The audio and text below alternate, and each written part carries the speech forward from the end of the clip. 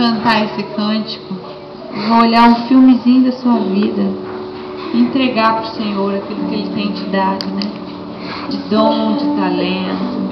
Perguntar ao Senhor: o que o Senhor quer que eu me renuncie? Que eu renuncie? O que eu preciso renunciar? A comida, não sei, né? Ou minha fixação pela internet, meu preciosismo de fazer coisas só belas, né? Minha timidez, né?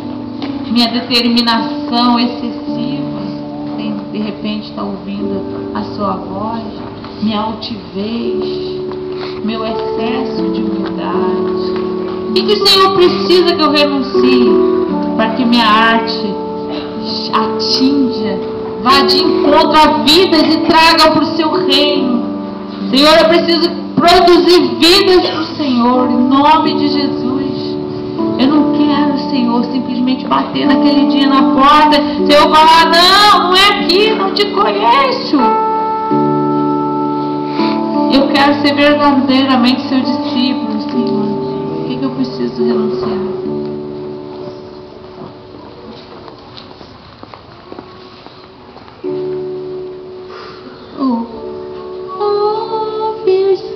Tá muito alto.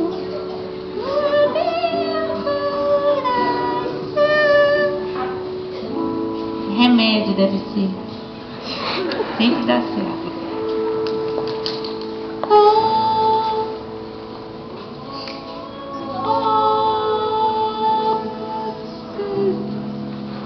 Ela não entende.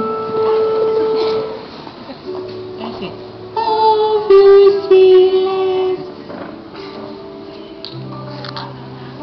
Ouve o silêncio do meu coração, meus batimentos te